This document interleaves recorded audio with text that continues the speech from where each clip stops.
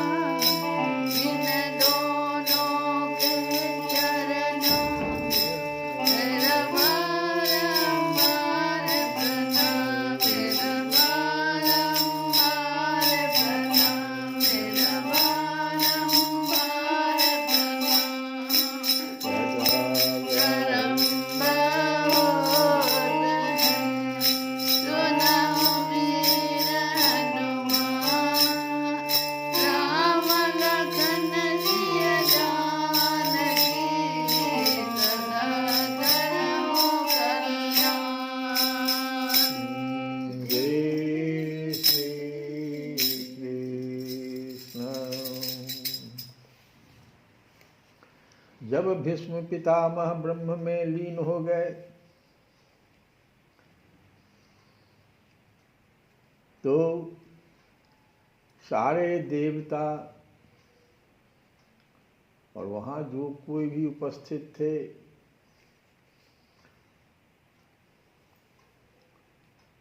उन्होंने देखा कि नगाड़े बज रहे हैं। देवता लोग नगाड़े बजा रहे थे।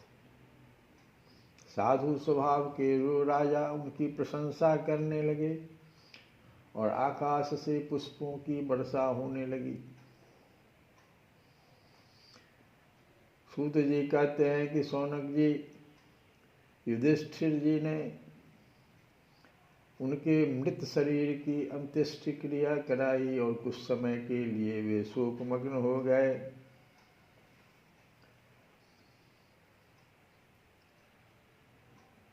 फिर भगवान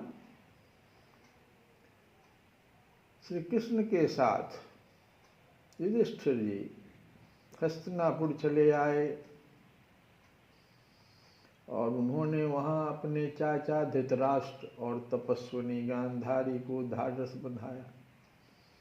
फिर धृतराष्ट्र की आज्ञा और भगवान श्री कृष्ण की अनुमति से समर्थ राजा युधिष्ठिर अपने वंश परंपरागत साम्राज्य का धर्मपूर्वक शासन करने लगे।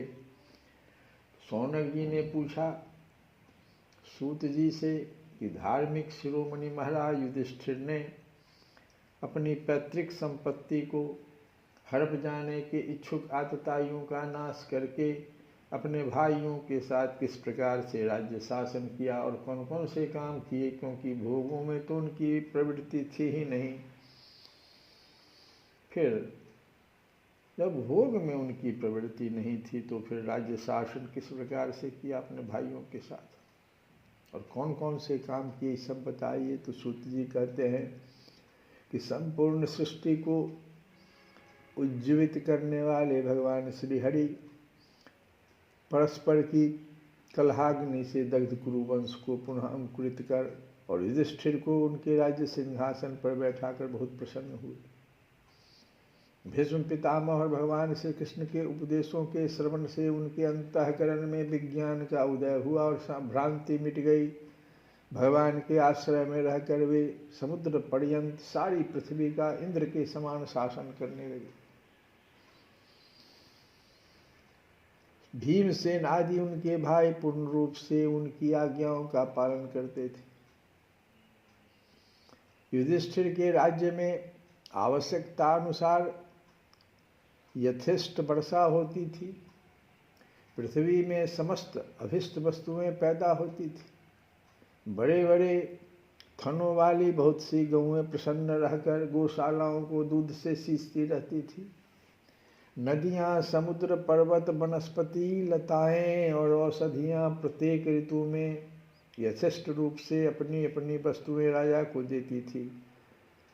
अजात शत्रु महाराज युधिष्ठिर के राज्य में किसी प्राणी को कभी भी आधि व्याधि अथवा दैविक, भौतिक और आत्मिक क्लेश नहीं होते थे।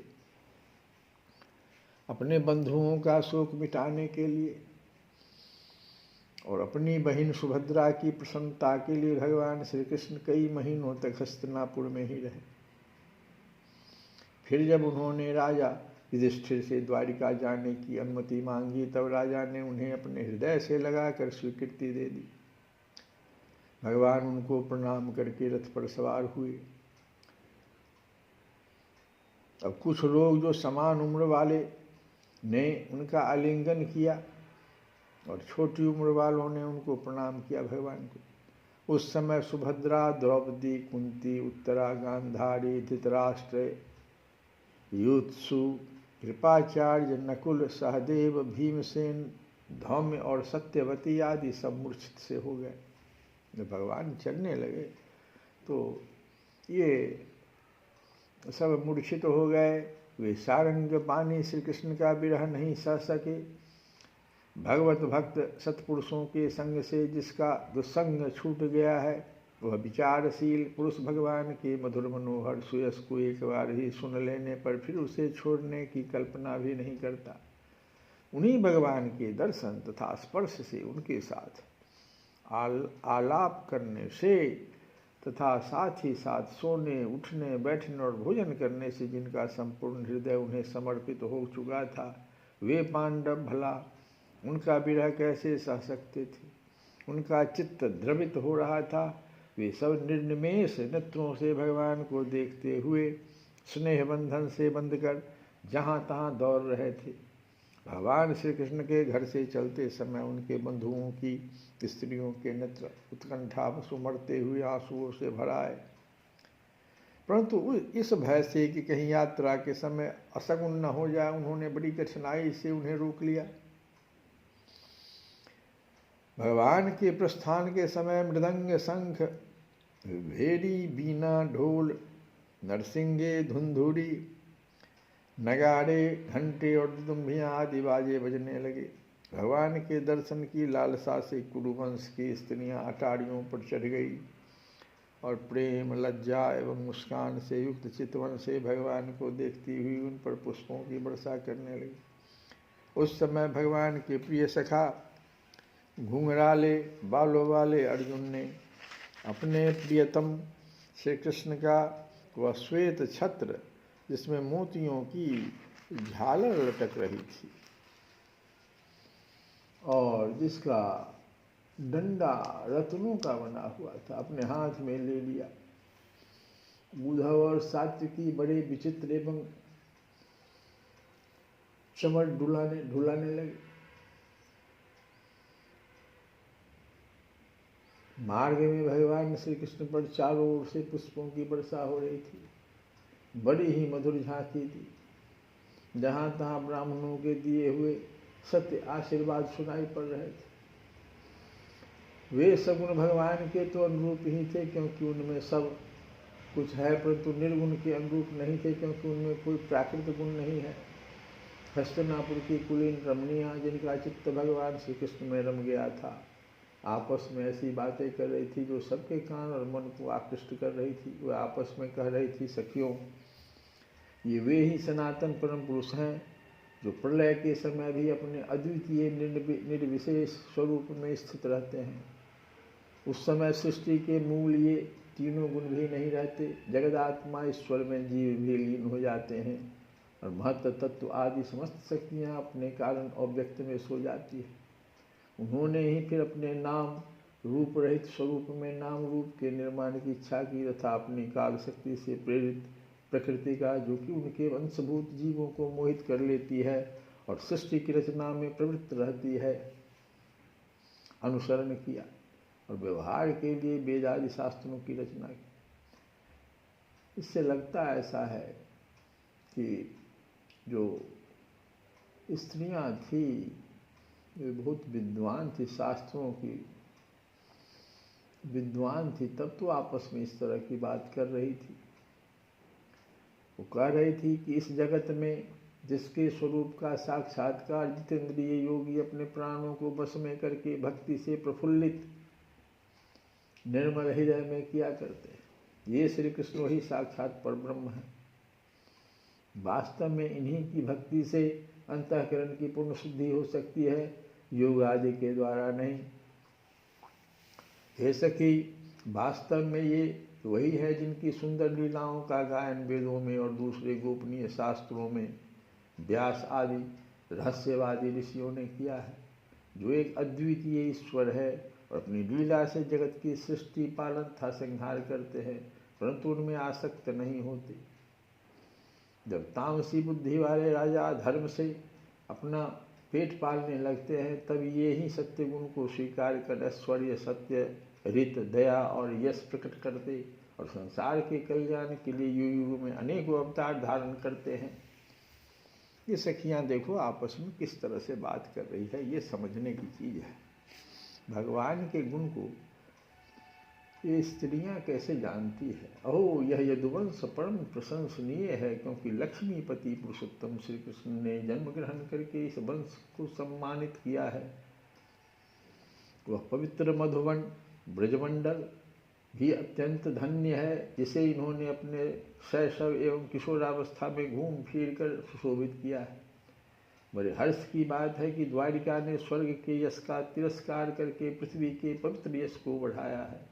क्यों न हो वहाँ की प्रजा अपने स्वामी भगवान श्री कृष्ण को, जो बड़े प्रेम से मंद मंद मुस्कुराते हुए उन्हें कृपा दृष्टि से देखते हैं, निरंतर निहारती रहती है। ऐसा कि जिनका इन्होंने पानी ग्रहण किया है, उन स्त्रियों ने अवश्य ही व्रत, स्नान, हवन आदि के द्वारा इन परमात्मा की आराधना की होगी, क्योंकि वे बार बार इनकी उस अधर सुधा का पान करती हैं, जिसके स्मरण मात्र से ही ब्रजबालाएँ आनंद से मूर्छित हो जाया करती थी। ये स्वयंवर में शिशुपाल आदि पत वाले राजाओं का मान मर्दन करके जिनको अपने बाहुबल से हर लाए थे, जिनके पुत्र प्रद्युम्न, शाम्ब, आम्ब आदि हैं, वे रुक्मिणी आदि 8 पटरानियाँ और भौमासुर को मार कर लाई हुई जो इनकी हजारों अन्य पत्नियाँ हैं, वे वास्तव में धन्य हैं, क्योंकि इन सभी ने स्वतंत्रता और पवित्रता से रहित स्त्री जीवन को पवित्र और उज्ज्वल बना दिया है। इनकी महिमा का वर्णन कोई क्या करे।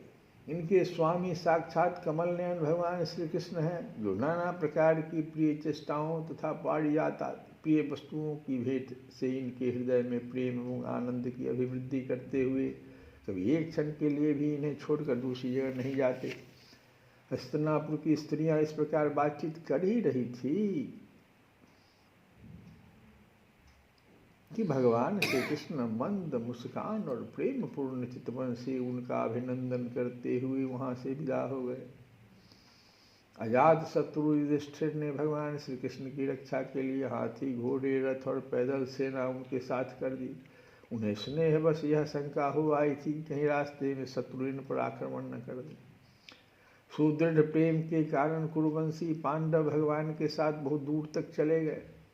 वे लोग उस समय भावी विरह से व्याकुल हो रहे थे।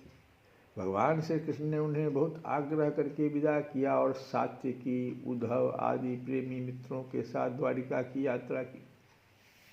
शौनक जी, वे कुरुजांगल, पांचाल, शूरसेन, यमुना के तटवर्ती प्रदेश, ब्रह्मावर्त, कुरुक्षेत्र, मत्स्य, सारस्वत और मरुधन्व देश को पार करके सौवीर और आभीर देश के पश्चिम आनर्त देश में आए। उस समय अधिक चलने के कारण भगवान के रथ के घोड़े कुछ थक से गए थे। मार्ग में स्थान स्थान पर लोग उपहार आदि के द्वारा भगवान का सम्मान करते।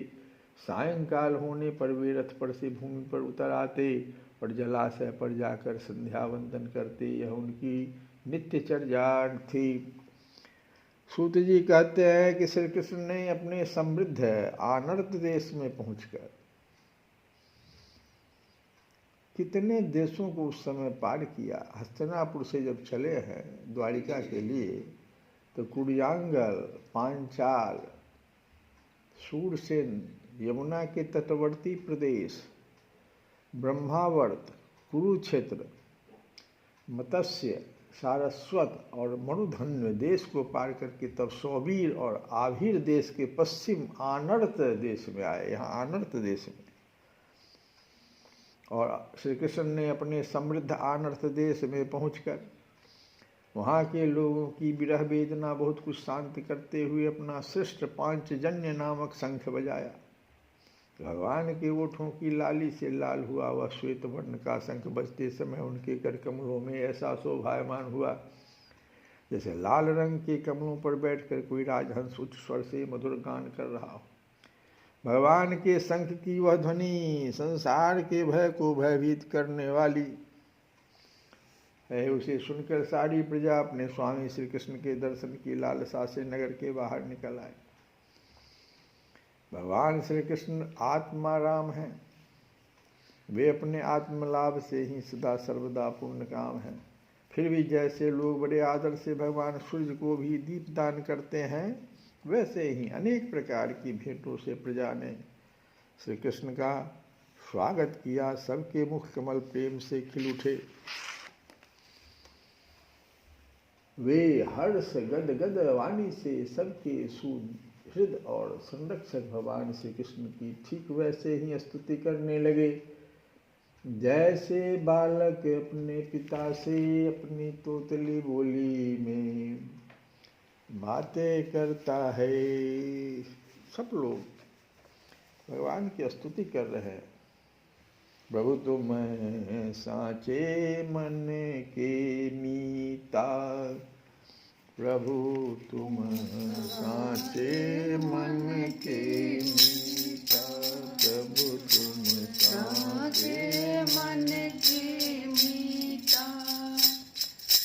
कब सबरी काशी कर आई, कब पढ़ आए गीता, प्रभु तुम साचे मन के मीता, प्रभु तुम साचे मन के मीता। झूठे बेर विषंभर चाखे, किन्नी प्रेम पुनीता, प्रभु तुम साचे मन के मीता, प्रभु तुम साचे मन के मीता। कब कर्मा बाई भोर सुमरिया, जप तप संगम कीता, कब कर्मा बाई भोर सुमरिया, जप तप संगम कीता। नंदलाल गोपाल प्रभु को खिचड़ी भोग धरीता, प्रभु तुम साचे मन के मीता, प्रभु तुम साचे मन के मीता। यज्ञ दान गणिका कव किन्नी, कव तीरथ जल पीता, बाह पकड़ हरि पार उतारी, मन ही के पर पीता, प्रभु तुम साचे मन के मीता, प्रभु तुम साचे मन के मीता। साच समान और जग नाही, साच समान और जग नाही, जुग जुग संत भनीता, साच समान और जग नाही, जुग जुग संत भनीता। कहत कबीर साच घट जाते, कहत कबीर साच घट जाके, सकल जगत तिन्ह जीता, प्रभु तुम साचे मन के मीता, प्रभु तुम साचे मन के मीता, प्रभु तुम साचे मन के मीता। श्री कृष्ण गोविंद हरे मुरारे।